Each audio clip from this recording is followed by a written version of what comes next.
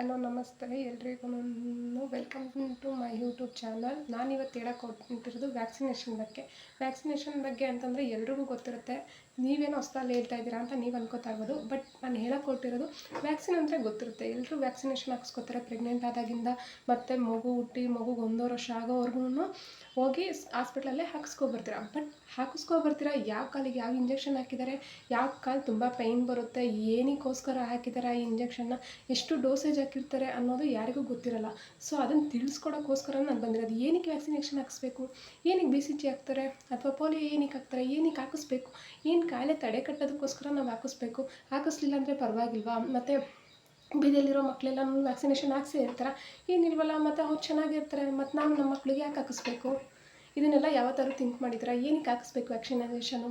First of all ಯಾಕೆ ಹಾಕಿಸ್ಬೇಕು ಅಂದರೆ, ಸರ್ಕಾರ ಯಾವುದೇ ಒಂದನ್ನು ಸುಮ್ಮನೆ ಮಾಡಿರಲ್ಲ, ಅದಕ್ಕೆ ಅಂತ ಪರ್ಪಸ್ ಇಟ್ಕೊಂಡೇ ಯಾಕಂದರೆ ಮುಂದೆ ಬರೋ ಕಾಯಿಲೆಗಳನ್ನ ತಡೆಗಟ್ಟೋಂಥ ಕೆಪಾಸಿಟಿ ಇರಬೇಕು, ಇಮ್ಯುನಿಟಿ ಪವರ್ ಜಾಸ್ತಿ ಆಗಬೇಕು ಅನ್ನೋ ರೀಸನಿಗೋಸ್ಕರ ಇಮ್ಯುನೈಸೇಷನ್ ಶೆಡ್ಯೂಲ್ನ ಮಾಡಿರ್ತಾರೆ. ಯಾಕಂತಂದರೆ ಪ್ರೆಗ್ನೆನ್ಸಿ ಟೈಮಲ್ಲಿ 2 ಇಂಜೆಕ್ಷನ್ಸ್ ಹಾಕ್ಕೊಬೇಕು. ಯಾಕೆ ಹಾಕ್ಕೋಬೇಕು? ತಾಯಿ ಮಗು ಚೆನ್ನಾಗಿರಲಿ ಅಂತ.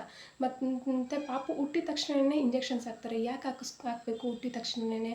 ಮತ್ತು 1.5 ಮಂತು, 2.5 ಮಂತು, 3.5 ಮಂತು, ಈ ಥರ ಯಾಕೆ ವ್ಯಾಕ್ಸಿನೇಷನ್ಗಳನ್ನ ಹಾಕಿಸ್ತಾನೆ ಇರ್ಬೋದಲ್ವಾ? ಇವಾಗ ನೀವು ತಾಯಿ ಹಾಲು ಕುಡಿಸಿದ ತಕ್ಷಣಕ್ಕೆ ಮಗು ಇಮ್ಯುನಿಟಿ ಪವರ್ ಚೆನ್ನಾಗಿರುತ್ತೆ ಅಂತ ಹೇಳ್ತಾರೆ. ಮತ್ತು ಇಂಜೆಕ್ಷನ್ಸ್ ಯಾಕೆ? ಕೆಲವರಿಗೆಲ್ಲ ಡೌಟ್ಸ್ ಇರೋದು ಅಷ್ಟೇ, ಏನಕ್ಕೆ ಹಾಕಿಸ್ಬೇಕು, ಯಾಕೆ ಹಾಕಿಸ್ಬೇಕು ಫಸ್ಟ್ ಆಫ್ ಆಲು ಅದಕ್ಕೆಲ್ಲ ಈಗಿಂದ ಹೇಳ್ತೇನೆ ನೋಡಿರಿ. ಇಮ್ಯುನೈಸೇಷನ್ ಅಂದರೆ ಏನು, ಏನಕ್ಕೆ ಹಾಕಿಸ್ಕೊಳೋದ್ರಿಂದ ಏನು ಯೂಸ್ ಇದೆ, ಅದು ಏನು ಕೆಲಸ, ಏನು ವರ್ಕ್ ಮಾಡುತ್ತೆ ವ್ಯಾಕ್ಸಿನೇಷನು, ಮತ್ತು ಏನು ಕಾಯಿಲೆನ ತಡೆಗಟ್ಟುತ್ತೆ, ಮತ್ತು ಆ ಇಂಜೆಕ್ಷನ್ ಯಾವ ತೊಡೆಗೋ ಅಥವಾ ಕೈಗೋ ಎಲ್ಲಿಗೆ ಹಾಕಿರ್ತಾರೆ, ರೂಟ್ ಎಷ್ಟು ಹಾಕಿರ್ತಾರೆ, ಡೋಸೇಜ್ ಎಷ್ಟು ಹಾಕಿರ್ತಾರೆ, ಅದು ಹಾಕಿಸ್ಕೊಂಬಂದ್ಮೇಲೆ ನಾವು ಏನು ಮಾಡಬೇಕು ಮಕ್ಕಳಿಗೆ, ಏನು ಮಾಡಬಾರ್ದು ಅನ್ನೋದನ್ನು ಈ ವಿಡಿಯೋದಲ್ಲಿ ತಿಳಿಸ್ಕೊಡೋಕೆ ಬರ್ತಾಯಿದ್ದೀನಿ. ನೀವು ನೋಡ್ದಂಗೆನೇ ಫಸ್ಟ್ ಒಂದು ಫೋಟೋ ಹಾಕಿದ್ದೀನಿ ನೋಡಿ, ಇದನ್ನು ನೀಟಾಗಿ ನೋಡ್ಬಿಡಿ ಒಂದ್ಸರಿ. ಆಮೇಲೆ ನಾನು ಅದ್ರ ಬಗ್ಗೆ ಎಕ್ಸ್ಪ್ಲೇನ್ ಮಾಡ್ತೀನಿ. ಯಾಕಂದರೆ ನಿಮಗೆ ಅದು ನೋಡಿಲ್ಲ ಅಂದರೆ ಎಕ್ಸ್ಪ್ಲೇನ್ ಮಾಡೋಕ್ಕೆ ಆಗೋದೇ ಇಲ್ಲ ನಾನು. ಅದಕ್ಕೋಸ್ಕರ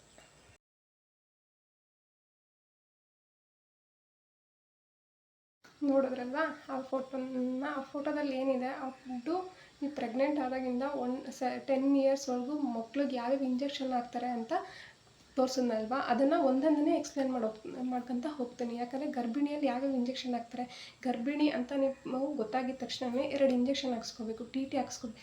ಯಾಕೆ ಹಾಕಿಸ್ಕೋಬೇಕು? ಆ TT ಯಾವ್ದು ಕಾಯಿಲೆ ಇದಕ್ಕೆ ಹೋರಾಡುತ್ತೆ ಅಂದರೆ ಧನುರ್ವಾಯು, ಮಗುಗಾಗಲಿ ತಾಯಿಗಾಗಲಿ ಆ ಕಾಯಿಲೆ ಬರ್ದಂಗಿರಲಿ ಅನ್ನೋ ರೀಸನಿಗೆ ಆ ಇಂಜೆಕ್ಷನ್ಸ್ನ ಹಾಕ್ಕೋಬೇಕು. ಅಕಸ್ಮಾತ್ 2 ಮಕ್ಕಳಿದ್ದಾರೆ, 2ನೇ ಮಗುಗೆ ಪ್ರೆಗ್ನೆಂಟ್ ಆಗಿದ್ದೀರಾ, 3 ವರ್ಷನೂ ಆಗಿರಲ್ಲ ಪಾಪುಗೆ, ಮತ್ತು ಅವ್ರಿಗೆ 2 ಇಂಜೆಕ್ಷನ್ ಹಾಕ್ಸ್ಕೋಬೇಕು. ಅವ್ರಿಗೆ ಆ ಥರ ಅವಶ್ಯಕತೆ ಏನಿರಲ್ಲ. ಅವರಿಗೆ ಒಂದೇ ಇಂಜೆಕ್ಷನ್ ಸಾಕಾಗುತ್ತೆ. ಮಗುಗೆ ಯಾವಾಗ್ಲೂ 3 ಇಯರ್ಸ್ ಮೇಲ್ಗಡೆ ಆಗಿದ್ರೆ ಮಾತ್ರ 2 ಇಂಜೆಕ್ಷನ್ಸು, ಇಲ್ಲ ಅಂತಂದರೆ ಒಂದೇ ಇಂಜೆಕ್ಷನ್ ಸಾಕಾಗುತ್ತೆ. ಅದನ್ನು ಲೆಫ್ಟ್ ಹ್ಯಾಂಡಿಗೆ ಹಾಕ್ತಾರೆ. ಲೆಫ್ಟ್ ಹ್ಯಾಂಡ್ಗೆ ಹಾಕಿಸ್ಕೊಂಡು 2 ಡೇಸು 1 or 2 ಡೇಸು ಪೇಯ್ನ್ ಇರುತ್ತೆ, ಸ್ವಲ್ಪ ಸ್ವೆಲ್ಲಿಂಗ್ ಬರುತ್ತೆ, ಊತ ಇರುತ್ತೆ, ಸ್ವಲ್ಪ ರೆಡ್ನೆಸ್ ಇರುತ್ತೆ, ಪೇಯ್ನ್ ಇರುತ್ತೆ, ಫುಲ್ಲು ಕೈ ಎತ್ತಕ್ಕಾಗ್ತಾರಲ್ಲ. ಸೊ ಅದು ಏನೂ ಆಗೋಲ್ಲ, 1 or 2 ಡೇಸಲ್ಲಿ ಕ್ಲಿಯರ್ ಆಗುತ್ತೆ. ಸೊ ಇದು ಗರ್ಭಿಣಿಯರಲ್ಲಿ ಹಾಕಿಸ್ಕೊಳ್ಳೋಂತಹ ಇಂಜೆಕ್ಷನ್ನು. ಏನೇಳಿ ಗರ್ಭಿಣಿಯರಲ್ಲಿ 2 ಇಂಜೆಕ್ಷನ್ ಹಾಕಿಸ್ಕೋಬೇಕು. 2 ಇಂಜೆಕ್ಷನು ಧನುರ್ವಾಯು ಕಾಯಿಲೆ ವಿರುದ್ಧ ಹೋರಾಡುತ್ತೆ. ಮತ್ತು ಅದನ್ನು ಲೆಫ್ಟ್ ಹ್ಯಾಂಡಿಗೆ ಹಾಕ್ತಾರೆ. ಲೆಫ್ಟ್ ಹ್ಯಾಂಡಿಗೆ ಹಾಕಿದ್ಮೇಲೆ ಅದು ಹಾಕಿಸ್ಕೊಂಡು 1 or 2 ಡೇಸ್ ಪೇಯ್ನ್ ಇರುತ್ತೆ. 1 or 2 ಡೇಸ್ ಪೇಯ್ನ್ ಆದಮೇಲೆ ಅದು ಕ್ಲಿಯರ್ ಆಗುತ್ತೆ. ಆಮೇಲೆ ನೆಕ್ಸ್ಟು 1 ಮಂತ್ ಆದಮೇಲೆ ನೆಕ್ಸ್ಟ್ ಡೋಸ್ ಹಾಕಿಸ್ಕೋಬೇಕು. ಇಲ್ಲ ಅದಿನ್ನೂ ಸ್ವೆಲ್ಲಿಂಗ್ ಇದೆ, ತುಂಬ ಊತ ಬಂದಿದೆ, ಗೆಡ್ಡೆ ಕಟ್ಟಿದೆ, ಗಾಯ ಥರ ಆಗಿಬಿಟ್ಟಿದೆ ಅಂದರೆ ಒಂದ್ಸತಿ ಡಾಕ್ಟ್ರು ಕಾಂಟ್ಯಾಕ್ಟ್ ಮಾಡಿ. ಅದಕ್ಕೆ ಅಂತ ಆಯಿಲ್ಮೆಂಟ್ ಬರುತ್ತೆ, ಕ್ರೀಮ್ಸ್ ಬರುತ್ತೆ, ಅದನ್ನು ಕೊಡ್ತಾರೆ. ಇಲ್ಲ ನಿಮ್ಗೆ ಅದು ಆಗೋದೇ ಇಲ್ಲ ಅಂತಂದರೆ ಪರವಾಗಿಲ್ಲ, ಎಲ್ರಿಗೂ ಏನಾಗಲ್ಲ. ಕೆಲವೊಬ್ಬರಿಗೆ ಫೀವರು ಬರ್ಬೋದು, ಬಂದ್ರೂ ಸಮೇತ ಏನಾಗಲ್ಲ. ಏನೂ ವರಿ ಮಾಡ್ಕೊಳಕ್ಕೆ ಹೋಗಬೇಡಿ, ಆಯ್ತಲ್ವಾ? ಈಗ ತೋರಿಸ್ತಾ ಇರೋ ಫೋಟೋ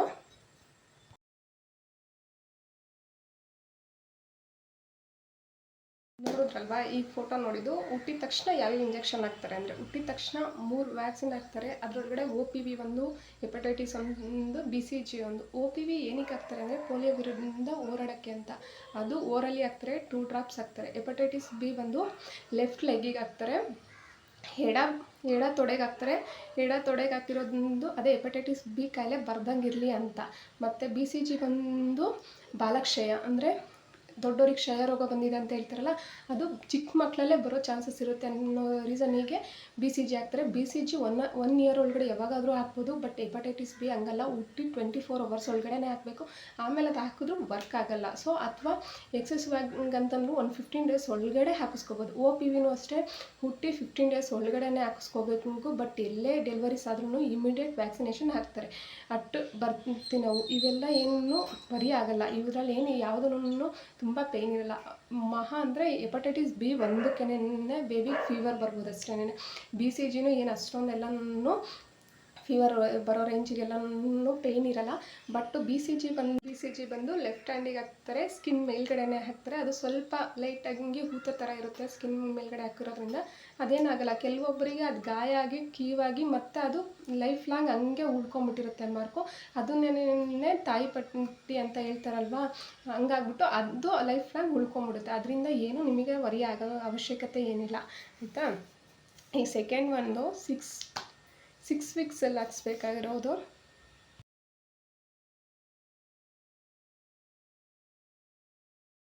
6 ವೀಕಿಂದ ನೋಡಿದ್ರಲ್ವ, 6 ವೀಕಲ್ಲಿ ಯಾವ್ಯಾವ ಇಂಜೆಕ್ಷನ್ಸ್ ಹಾಕ್ತಾರೆ ಮತ್ತು ಯಾವ್ಯಾವ ಬಾಯಿಗೆ ಹಾಕ್ತಾರೆ ಅಂತ ಕೇಳಿದ್ರೆ OPV, IPV, ರೋಟಾ, ಪೆಂಟಾ ಮತ್ತು PCV ಟೋಟಲು 5 ವ್ಯಾಕ್ಸಿನ್ಸ್ ಹಾಕ್ತಾರೆ.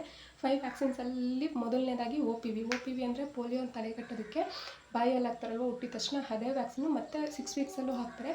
ಅದಾದಮೇಲೆ ರೋಟಾ ವೈರಸ್ಸು ಅಷ್ಟೇ, ಅದು ಕೂಡ ಬಾಯಲ್ಲೇ ಹಾಕ್ತಾರೆ. ಮತ್ತು IPV ಕೂಡ ಪೋಲಿಯೋ ತಡೆಗಟ್ಟೋದಕ್ಕೆ, ಅದು ಒಂದು ರೈಟ್ ಹ್ಯಾಂಡಿಗೆ ಹಾಕ್ತಾರೆ.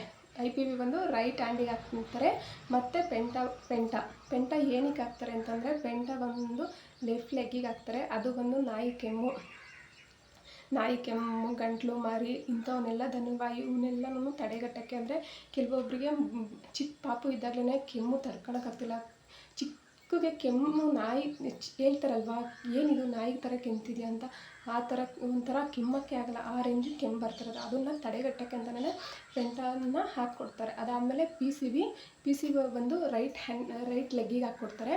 ಅದನ್ನು ಅಷ್ಟೇ ರೈಟ್ ಲೆಗ್ಗಿಗೆ ಹಾಕಿದ ತಕ್ಷಣನೇ ತುಂಬ ಪೇಯ್ನ್ ಇರುತ್ತೆ. ಮತ್ತು ಪೆಂಟನೂ ಅಷ್ಟೇ ತುಂಬ ಪೇಯ್ನ್ ಇರುತ್ತೆ. 1.5 ಮಂತಲ್ಲಿ ಹಾಕಿಸ್ಕೊಂಬಂದಿದ ತಕ್ಷಣ ಮಗುನ ಎತ್ಕೊಳೋದು, ತುಂಬ ಆಡ್ಸೋಕೆ ಹೋಗೋದು, ಅದೆಲ್ಲ ಮಾಡೋಕೆ ಹೋಗ್ಬಿಡ್ರಿ. ಅದು ತುಂಬ ಪೇಯ್ನ್ ಇರೋದ್ರಿಂದ ಮಗು ಪದೇ ಅಳ್ತಾ ಇರುತ್ತೆ. ನಿಮಗೆ ಗೊತ್ತಾಗ್ತಿರಲ್ಲ, ಇಂಜೆಕ್ಷನ್ ಪವರಿಗೆ ಅಥವಾ ಇಂಜೆಕ್ಷನ್ ಹಾಕ್ಸ್ಕೊಂಡ್ರೆ ಕಲ್ತಾ ಇದೆ ಅನ್ಕೋತೀರ.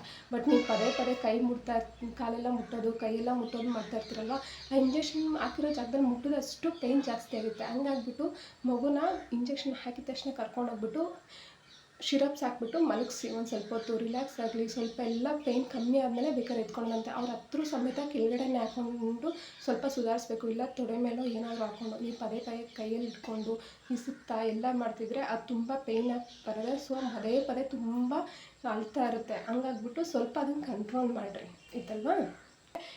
ಮಗು ವ್ಯಾಕ್ಸಿನ್ ಹಾಕ್ಸ್ಕೊಂಡು ಕರ್ಕೊಂಬಂದಿದ್ರಂದರೆ ಇಮಿಡಿಯೇಟು ಫೀವರ್ ಶಿರಪ್ಸ್ ಯಾವುದಾದ್ರೂ ಇದ್ದರೆ ನಿಮ್ಮ ಹತ್ರ ಡೋಲೋನೋ PCTನೋ ಯಾವುದಾದ್ರು ಶಿರಪ್ ಇದ್ದರೆ ಫಸ್ಟು ಹಾಕ್ಬಿಟ್ಟು ಮಲಗಿಸ್ಬೇಕು. ನೀವೇನು ಮಾಡ್ತೀರಾ, ಫೀವರ್ ಬರಲಿ ಬಿಡಿ ಆಮೇಲೆ ನೋಡ್ಕೊಳ್ಳೋಣ ಅಂತ. ಬಟ್ 3 ವ್ಯಾಕ್ಸಿನ್ ಇಂಜೆಕ್ಷನ್ಸ್ ಹಾಕಿಸ್ಮೇಲೆ ಎಂಥ ಬೇಬಿಗಾದ್ರೂ ಫೀವರ್ ಅನ್ನೋದು ಬಂದೇ ಬರುತ್ತೆ. ಸೊ ಹಂಗಾಗ್ಬಿಟ್ಟು ನೀವೇನು ಮಾಡಬೇಕು, ಮುಂಚೆನೇ ಶಿರಪ್ನ ಹಾಕ್ಬಿಟ್ಟು ಮಲಗಿಸೋದ್ರಿಂದ ಏನಾಗುತ್ತೆ, ಫೀವರ್ ಬಂದರೂ ಸ್ವಲ್ಪ ಕಂಟ್ರೋಲ್ ಆಗುತ್ತೆ.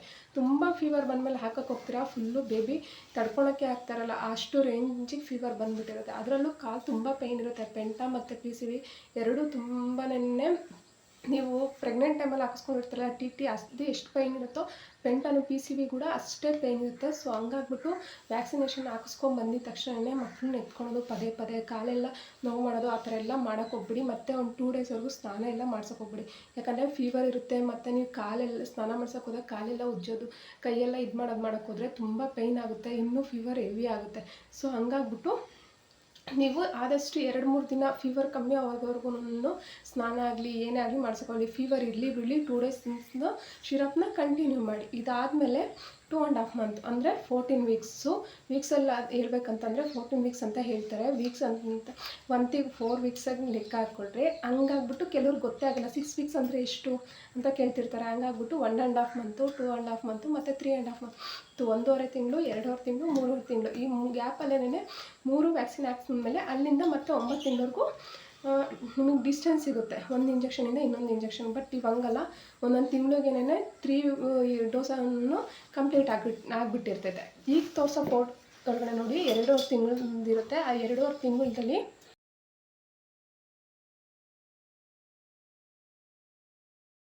1.5 ಮಂತಿಂದು ಎರಡು ಒಂದೇ ವ್ಯಾಕ್ಸಿನ್ಸ್ ಇರುತ್ತೆ. ಬಟ್ 1.5 ಮಂತಿಗೂ 2.5 ಮಂತಿಗೆ ಏನು ಡಿಫ್ರೆನ್ಸ್ ಅಂದರೆ 1.5 ಮಂತಲ್ಲಿ 5 ವ್ಯಾಕ್ಸಿನ್ಸ್ ಹಾಕ್ತಾರೆ. ಬಟ್ 2.5 ಮಂತಲ್ಲಿ ಬರೀ 3 ಮಾತ್ರ ಹಾಕ್ತೀವಿ. ಅದು 2 ಓರಲ್ಲು, ಒಂದು ಪೆಂಟ ಮಾತ್ರ. ಅದು ಬಲ್ಗಾಲ್ಗೆ ಹಾಕೋದು, ಎಡಗಾಲ್ಗೆ ಹಾಕೋದು. ಒಂದು ಬಂದು ಪೋಲಿಯೋ ಮತ್ತು ರೋಟ 2 ಬಾಯಿಗೆ ಹಾಕ್ತಾರೆ. ಪೆಂಟ ಬಂದ್ಬಿಟ್ಟು ಎಡಗಾಲ್ಗೆ ಹಾಕ್ತಾರೆ. ಸೊ ಹಂಗಾಗ್ಬಿಟ್ಟು 2.5 ಮಂತಲ್ಲಿ ಅಷ್ಟೊಂದೇನು ಪೇಯ್ನ್ ಇರೋದಿಲ್ಲ. ಬಟ್ ಪೆಂಟನೂ ಸ್ವಲ್ಪ ಲೈಟಾಗಿ ಪೇಯ್ನ್ ಇದ್ದೇ ಇರುತ್ತೆ. ಬಟ್ ಹೋಗಿದ ತಕ್ಷಣವೇ ಅದಕ್ಕೂ ಶಿರಪ್ ಹಾಕ್ಸ್ಬೇಕು. ಒಂದೊಂದು ಇಂಜೆಕ್ಷನ್ ಹಾಕಿದ್ವಿ ಅಂದ್ಬಿಟ್ಟೆಲ್ಲ ಸುಮ್ಮನೆ ಹಾಕಕ್ಕೆ ಹೋಗ್ಬೇಡ್ರಿ. ಬಟ್ ಕಂಟಿನ್ಯೂಸ್ ಆಗಿ ಪ್ರತಿ ವ್ಯಾಕ್ಸಿನ್ ಹಾಕ್ಸ್ದಾಗ್ಲೂ ಸಮೇತ ಮೊದಲು ವ್ಯಾಕ್ಸಿನ್ಗೆ ಏನು ಪ್ರೊಸೀಜರ್ ಮಾಡಿರ್ತಾರೋ ಅದನ್ನೇ ಮಾಡಬೇಕು. ಹೋಗಿದ ತಕ್ಷಣವೇ ಮಗುಗೆ ತಣ್ಣೀರು ಬಟ್ಟೆ ಮಾಡಿಬಿಟ್ಟು ಕಾಲು ಸುತ್ತಬೇಕು. ನೀವೇನು ಮಾಡ್ತೀರಾ, ವ್ಯಾಕ್ಸಿನ್ ಹಾಕ್ಸ್ಕೊಂಡು ಹೋಗ್ತೀರಾ, ಮಗುಗೆ ಸ್ವಲ್ಪ ಶಿರಪ್ ಹಾಕ್ಬಿಟ್ಟು ಮಲಗಿಸ್ಬಿಡ್ತೀರಾ ಅಷ್ಟೇ. ಸೊ ಹಂಗಾಗ್ಬಿಟ್ಟು ಹೋಗಿದ ತಕ್ಷಣ ತಣ್ಣೀರು ಬಟ್ಟೆ ಸುತ್ತಿ ಸ್ವಲ್ಪ ಪೇಯ್ನ್ ಕಮ್ಮಿ ಆಗುತ್ತೆ. ಅದಾದಮೇಲೆ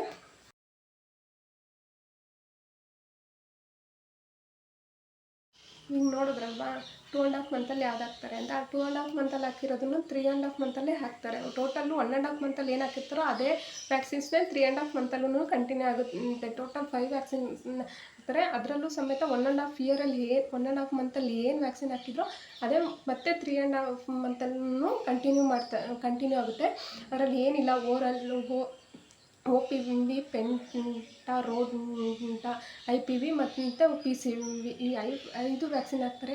ನೀವು 1.5 ಮಂತಲ್ಲಿ ಏನು ಮಾಡಿದ್ರು 3.5 ಮಂತಲ್ಲೂ ಅಷ್ಟೇ ವ್ಯಾಕ್ಸಿನ್ ಹಾಕೋದ್ರಿಂದ ಮುಂಚೆನೇ ಶಿರಪ್ಸ್ನ ಅವನ್ನೆಲ್ಲ ತೊಗೊಂಡಿಟ್ಕೊಂಡು ಹಾಕಬೇಕು ಅಷ್ಟೇ. ಅದರಿಂದ ಬೇರೆ ಏನೂ ಚೇಂಜ್ ಇರೋಲ್ಲ 1.5 ಮಂತಿಗೂ ಮತ್ತು 3.5 ಮಂತಿಗೂ ಕಂಟಿನ್ಯೂಸ್. ಮತ್ತು 3.5 ಮಂತ್ ಆದಮೇಲೆ ಕೆಲವು ಡೌಟ್ ಇರುತ್ತೆ. ಕಂಟಿನ್ಯೂಸ್ ಆಗಿ 1 ಮಂತ್ ಆದಮೇಲೆ ವ್ಯಾಕ್ಸಿನೇಷನ್ ಇದೆ, ಮತ್ತು ಇವಾಗ ನೆಕ್ಸ್ಟ್ ಮಂತ್ ಹಾಕಿಸ್ಬೇಕಾ ವ್ಯಾಕ್ಸಿನ್ನು ಬೇಡವಾ ಅಂತ. ಬಟ್ ನಿಮ್ಮ ತಾಯಿ ಕಾರ್ಡಲ್ಲಿ ನೋಡಿದ್ರೆ ಗೊತ್ತಾಗುತ್ತೆ ಯಾವ ತಿಂಗಳಿಗೆ ಇಂಜೆಕ್ಷನ್ಸ್ ಇದೆ ಅಂತ. ಬಟ್ ತಾಯಿ ಕಾರ್ಡ್ ಯಾರೂ ಅಬ್ಸರ್ವ್ ಮಾಡಿರೋದಿಲ್ಲ. ಕೆಲವರು ಒಂದು 50% ಇರ್ಬೋದು, ಇನ್ನು 50% ಅಬ್ಸರ್ವ್ ಮಾಡೋಕ್ಕೆ ಹೋಗಲ್ಲ. ನೆಕ್ಸ್ಟು ಸಿಸ್ಟರ್ಸು ಅಥವಾ ನಿಮ್ಮ ಆಶಾ ವರ್ಕರ್ ಯಾರಾದರೂ ಹೇಳ್ತಿರಲ್ಲ, ನೀವು ಇಂಜೆಕ್ಷನ್ಸ್ಗೆ ಹೋಗಿ ಇಂಜೆಕ್ಷನ್ ಹಾಕಿಸ್ಬೇಕು, ಮಗುಗೆ ನಿಮ್ಗೆ ಡೇಟ್ ಆಗಿದೆ ಅಂತ, ಅಲ್ಲಿವರೆಗೂ ನೀವು ಅಬ್ಸರ್ವೇ ಮಾಡಿರಲ್ಲ. ಸೊ ಹಂಗಾಗಿ 3.5 ಮಂತ್ ಆದಮೇಲೆ 9 ತಿಂಗಳು ತುಂಬಿ 10 ತಿಂಗಳಲ್ಲಿ ಬಿದ್ದಿರಬೇಕು. ಏನೋ ಹೇಳಿ 9 ತಿಂಗಳು ಕ್ಲಿಯರಾಗಿ 10 ತಿಂಗಳಲ್ಲಿ ಬಿದ್ದಿರಬೇಕು. 10 ತಿಂಗಳಲ್ಲಿ ಬಿದ್ದಾಗ ವ್ಯಾಕ್ಸಿನೇಷನ್ ಕರ್ಕೊಂಬರ್ಬೇಕು ನೀವು. ಆಗ 10 ತಿಂಗಳಲ್ಲಿ ಬಂದಾಗ ಯಾವ್ಯಾವ ಇಂಜೆಕ್ಷನ್ ಹಾಕ್ತಾರೆ ಅಂತಂದರೆ,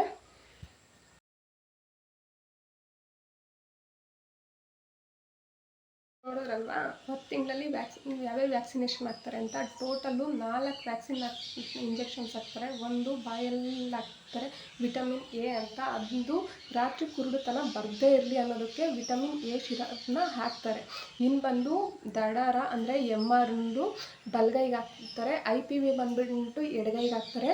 ಕಾಲಿಗೆ PCV 1.5 ಮಂತು ಮತ್ತು 3.5 ಮಂತಲ್ಲಿ ಹಾಕಿರ್ತಾರಲ್ಲ ಅದೇ ವ್ಯಾಕ್ಸಿನ್ನ ಮತ್ತೆ 9 ತಿಂಗಳು ಅಥವಾ 10 ತಿಂಗಳಲ್ಲಿರೋ ಮಗುಗೂ ಸಮೇತ PCVನ ಕಂಟಿನ್ಯೂ ಮಾಡ್ತಾರೆ. ಅದು ಬಲ್ಗಾಲ್ಗೆ ಹಾಕ್ತಾರೆ. ಮತ್ತು JE ವ್ಯಾಕ್ಸಿನ್ ಬಂತಂದ್ಬಿಟ್ಟು ಲೆಫ್ಟಿಗೆ ಅಂತಂದರೆ ಎಡಗಾಲ್ಗೆ ಹಾಕ್ತಾರೆ. ಟೋಟಲ್ಲು 4 ಇಂಜೆಕ್ಷನ್, 2 ಕೈ 2 ಕಾಲಿಗೆ 10 ತಿಂಗಳಲ್ಲಿ.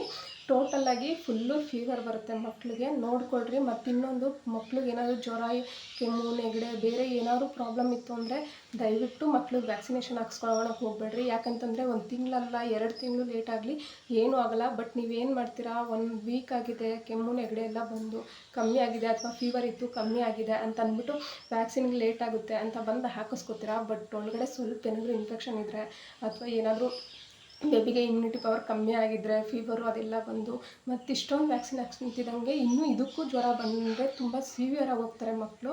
ಹಂಗಾಗ್ಬಿಟ್ಟು ದಯವಿಟ್ಟು ಸ್ವಲ್ಪ ಲೇಟ್ ಆದರೂ ಪರವಾಗಿಲ್ಲ, ಮಕ್ಳಿಗೆ ಏನೂ ಇಲ್ಲ, ಕ್ಲಿಯರಾಗಿದ್ದಾರೆ, ಚೆನ್ನಾಗಿದ್ದಾರೆ, ಆ್ಯಕ್ಟಿವ್ ಆಗಿ ಎಲ್ಲ ಅಂತಂದಾಗ ಮಾತ್ರ ವ್ಯಾಕ್ಸಿನೇಷನ್ ಹಾಕಿಸ್ಕೊಳ್ಳಿ ಅಂತ. ಇನ್ನು MR ಏನಕ್ಕೆ ಹಾಕ್ತಾರೆ ಅಂತಂದರೆ, ವಾಂತಿ ಭೇದಿ ಏನೂ ಆಗದೇ ಇರಲಿ ಅಂತಂದ್ಬಿಟ್ಟು MR ಹಾಕ್ತಾರೆ. IPV ನಿಮಗೆ ಗೊತ್ತು, 1.5 ಮಂತು 3.5 ಮಂತಲ್ಲಿ ಹಾಕಿರ್ತಾರೆ. ಅದು ಬಂದು ಪೋಲಿಯೋಗೋಸ್ಕರನೇ ವ್ಯಾಕ್ಸಿನೇಷನ್ ಹಾಕಿರ್ತಾರೆ. IPV ಬಂದು ಬಂದು ರೈಟ್ ಲೆಗ್ಗಿಗೆ ಹಾಕಿರ್ತಾರಲ್ಲ, ಅದು ಬಂದುಬಿಟ್ಟು ಮೆದುಳು ಜ್ವರ ಬರದೇ ಇರಲಿ ಅನ್ನೋ ಕಾರಣಕ್ಕೆ ಹಾಕ್ತಾರೆ. ಅದು ಇತ್ತೀಚೆಗೆ ಸ್ಟಾರ್ಟ್ ಆಗಿರೋದು, ಮುಂಚೆ ಎಲ್ಲ ವ್ಯಾಕ್ಸಿನೇಷನ್ ಇರಲಿಲ್ಲ, ಈಗ ಬಂದಿರೋದು. ಅದಾದಮೇಲೆ PCV ಏನಕ್ಕೆ ಹಾಕ್ತಾರೆ ಅಂತಂದರೆ, ಮಗುಗೆ 9 ತಿಂಗಳು ಅಲ್ಲಿ ಬರೋ ಟೈಮ್ ಬರ್ತಿದೆ, ಬರೀ ಬೇದಿ ಮಾಡ್ಕೊತಿದ್ದೆ ನನ್ನ ಮಗ ಅಂತ ಹೇಳ್ತಾರಲ್ಲ ಕೆಲವೊಬ್ಬರು, ಅಲ್ಲಿ ಬರ್ತಾ ಇರ್ಬೇಕಾದ್ರೆ ಬೇದಿ ಹಾಕುತ್ತೆ ಅಂತ. ಸೊ ಅದನ್ನು ತಡೆಗಟ್ಟೆಗಂತಲೇ 9 ಮಂತಲ್ಲಿ ಹಾಕ್ತಾರೆ PCVನ. ಸೊ ಇದಿಷ್ಟೂ ಟೋಟಲ್ 5 ವ್ಯಾಕ್ಸಿನ್ನು 10 ತಿಂಗಳಲ್ಲಿ ಹಾಕಿಸ್ಬೇಕು. 10 ತಿಂಗಳಲ್ಲಿರೋ 1 ಇಯರ್ ಒಳಗಡೆ ಯಾವಾಗಾದರೂ ಹಾಕಿಸ್ಬೋದು. ಬಟ್ ಏನಂತಂದರೆ ಟೈಮ್ ಟು ಟೈಮ್ ವ್ಯಾಕ್ಸಿನ್ ಹಾಕೋದ್ರಿಂದ ಈಗ ನೀವು 10 ತಿಂಗಳಲ್ಲಿ ಹಾಕ್ಸೋದನ್ನ 1 ವರ್ಷದಲ್ಲಿ ಹಾಕಿದ್ದೀರ ಅಂದರೆ ಅಷ್ಟರಲ್ಲಿ ವಾಂತಿ ಭೇದಿ ಎಲ್ಲ ಬಂದು ಮಗುಗೆ ಕಮ್ಮಿ ಆಗೋಗಿರುತ್ತೆ. ಮತ್ತು ನೀವು ಆಮೇಲೆ ಹಾಕ್ಸೋರು ಏನು ಯೂಸ್ ಇರುತ್ತೆ ವ್ಯಾಕ್ಸಿನೇಷನ್ನ. ಸೊ ಹಂಗಾಗ್ಬಿಟ್ಟು ಆ ಟೈಮ್ ಡ್ಯೂರೇಷನಲ್ಲೇ ಹಾಕ್ಸ್ಬಿಟ್ಟು ಆ ವ್ಯಾಕ್ಸಿನ್ ಎಲ್ಲನೂ ಕ್ಲಿಯರ್ ಮಾಡ್ಕೊ. ಏನಾದರೂ ಪ್ರಾಬ್ಲಮ್ ಇದ್ದರೆ ಅಥವಾ ಬೇಬಿಗೆ ಫೀವರು ಅಥವಾ ಏನಾದರೂ ಜ್ವರ, ಕೆಮ್ಮು, ನೆಗಡಿ ಆ ಥರ ಏನಾದರೂ ಇದ್ದರೆ ಮಾತ್ರ ಡಿಲೇ ಮಾಡಿ. ಇಲ್ಲ ಅಂತಂದರೆ ವ್ಯಾಕ್ಸಿನೇಷನ್ ಹಾಕೋದ್ರಲ್ಲಿ ಮಾತ್ರ ಡಿಲೇ ಮಾಡೋಕ್ಕೆ ಹೋಗಬೇಡಿ, ಆಯಿತಾ.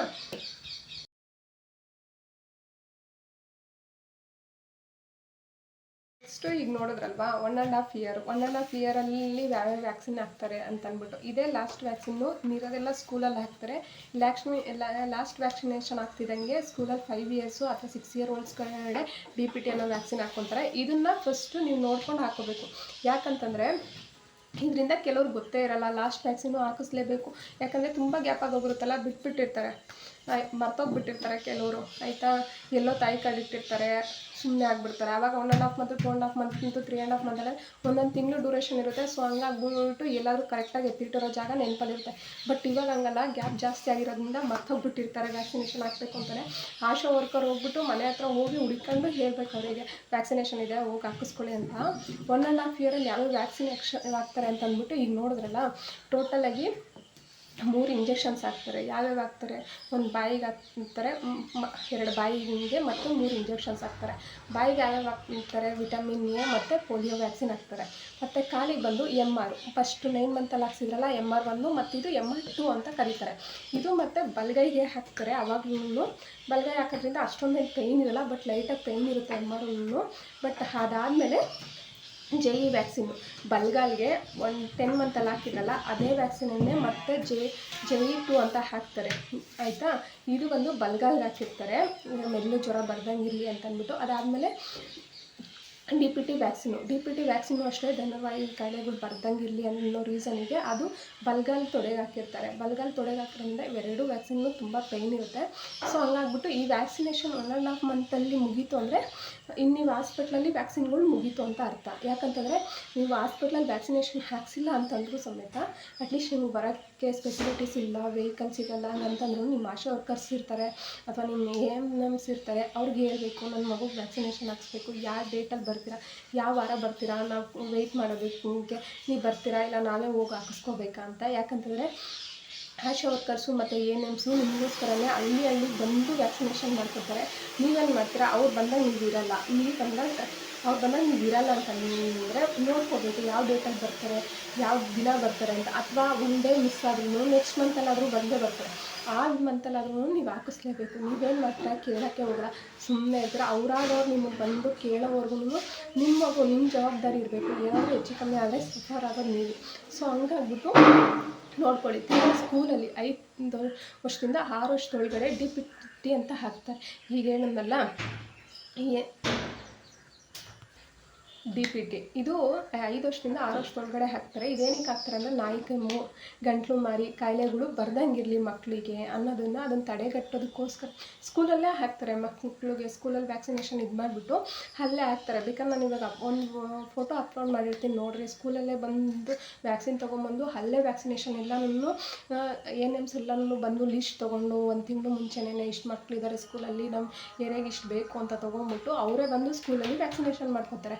ಅದಾದಮೇಲೆ ಮತ್ತೆ 10 ಇಯರ್ಸಲ್ಲಿ ಅಂದರೆ 10 ಇಯರ್ಸು ಮತ್ತು 16 ಇಯರ್ಸಲ್ಲೂ ಅಷ್ಟೇ ಅದು TD ಅಂತ ಹಾಕ್ತಾರೆ. TD ಬಂದುಬಿಟ್ಟು ನೀವು ಪ್ರೆಗ್ನೆನ್ಸಿ ಟೈಮಲ್ಲಿ ಹಾಕ್ಕೊಂಡಿರ್ತಾರಲ್ಲ ಅದೇ ಥರ ವ್ಯಾಕ್ಸಿನೇಷನ್ನೇ ಮಕ್ಳಿಗೆ ಸ್ಕೂಲಲ್ಲಿ ಅಥವಾ ಕಾಲೇಜಲ್ಲಿ 10th ಓದೋರಿಗೆ ಹಾಕ್ಕೊಂಬರ್ತಾರೆ. ಆಯ್ತು, ಇಷ್ಟಕ್ಕೆ ವ್ಯಾಕ್ಸಿನೇಷನ್ ಬಗ್ಗೆ ಮುಗಿತು. ಇದರಲ್ಲಿ ಏನಾದರೂ ನಿಮಗೆ ಡೌಟ್ ಇದೆ, ಇಷ್ಟು ನಮ್ಗೆ ಅರ್ಥ ಆಗಿಲ್ಲ, ಈ ವ್ಯಾಕ್ಸಿನೇಷನ್ ಯಾವಾಗ ಹಾಕಿಸ್ಕೋಬೇಕು, ಇಲ್ಲ ಏನಕ್ಕೆ ಹಾಕಿಸ್ತಿದ್ದಾರೆ ಅಂತ ನಿಮ್ಗೆ ಏನಾದ್ರು ಡೌಟ್ ಇದ್ದರೆ ನಮಗೆ ಕಮೆಂಟ್ ಮಾಡಿ. ಅಥವಾ ಇನ್ನೊಂದು ವೀಡಿಯೋ ನಿಮ್ಗೆ ಅರ್ಥ ಆಗಂಗೆ ನಂಗೆ ಅರ್ಥ ಆಗಿ ಅಂತಂದರೆ ನಾನು ಇನ್ನೊಂದು ವೀಡಿಯೋ ಬೇಕಾದ್ರೆ ಕ್ಲಿಯರಾಗಿ ಮಾಡಾಕ್ತೀನಿ ಒಂದೊಂದು ವ್ಯಾಕ್ಸಿನೇಷನ್ನೇ. ಅದು ನೆಕ್ಸ್ಟ್ ವೀಡಿಯೋದಲ್ಲಿ ಬೇಕಾದ್ರೆ ನೀವು ನೋಡ್ಕೊಳ್ಳಿ, ಆಯಿತಾ. Thank you for watching my video and please subscribe. ಇನ್ನೊಂದು ವೀಡಿಯೋ ಮಾಡೋದಕ್ಕೆ ನನಗೆ ಸ್ಫೂರ್ತಿ ಆಗುತ್ತೆ. ನೀವು ಲೈಕೇ ಮಾಡಿಲ್ಲ, ಸಬ್ಸ್ಕ್ರೈಬ್ ಮಾಡಿಲ್ಲ ಅಂತಂದರೆ ನಾವು ಸರಿ ಆಯಿತು ಯಾರಿಗೂ ಇಷ್ಟ ಆಗ್ತಿಲ್ಲ ನಾವು ಮಾಡೋ ವೀಡಿಯೋಸ್ ಅಂದ್ಬಿಟ್ಟು ನಾವು ಸುಮ್ಮನೆ ಆಗಿಬಿಡ್ತೀವಿ. ನೀವು ಒಂದು ಲೈಕ್ ಮಾಡೋದ್ರಿಂದ ನಮಗೆ ತುಂಬಾ ಎನರ್ಜಿ ಬರುತ್ತೆ.